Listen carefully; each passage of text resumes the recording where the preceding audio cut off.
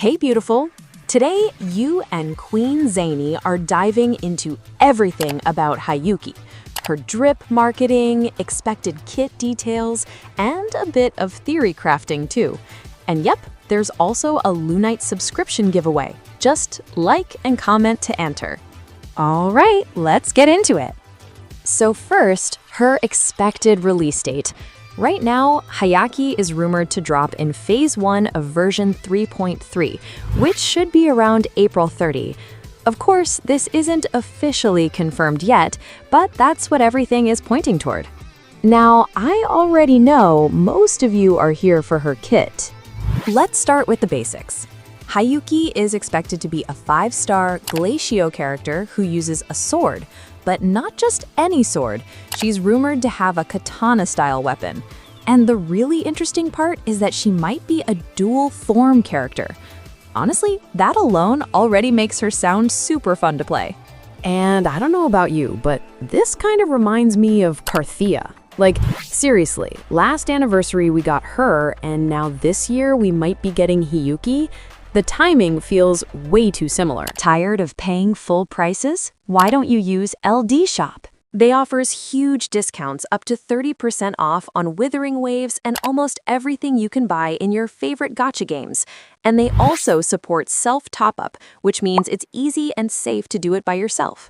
It's also very safe and trusted. They've got excellent reviews on Trustpilot.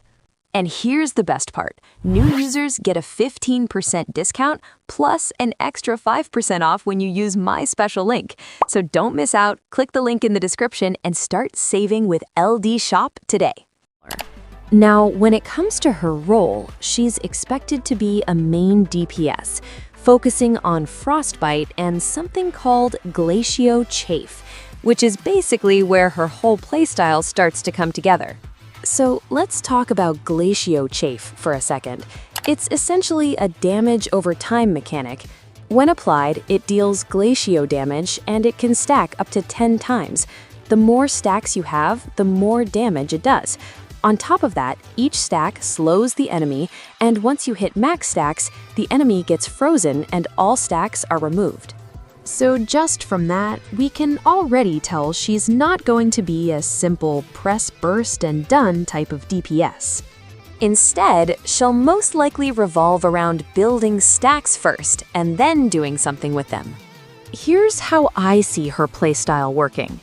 In her normal state, she'll probably focus on consistently applying Glacio Chafe through her attacks and skills, basically stacking it up, slowing enemies and building pressure over time.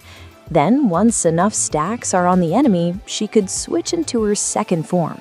And in that second form, instead of stacking more, she likely starts using those stacks, either scaling her damage based on them or consuming them entirely to deal a big burst. So it becomes more of a build-up into conversion playstyle, rather than just instant damage. There's also mention of a special attack where she releases a slashing sword wave. Realistically, this would probably be tied to something like a heavy attack or a condition, maybe after consuming stacks, and it could give her some nice AoE damage in a straight line. Now, the freeze interaction is also interesting. It could either happen automatically when you reach max stacks, or, and this would be way more fun, she might be able to consume stacks before that point to deal damage immediately instead of waiting for the freeze. If that's the case, she'll have a lot more control over her damage. Now, moving on to team comps. From what I'm thinking right now, characters like Lucilla, Chisa, or even Mornier could work really well with her. I'm not completely sure about Lucilla yet, but based on early info, she might be a Glacio sub-DPS with DOT synergy, which would make her a really strong partner for Hiyuki. And honestly, this might finally be the moment where my benched Chisa becomes useful again. So yeah, that's everything we know and what I personally think about Hiyuki so far. And if you made it all the way to the end, you're a legend.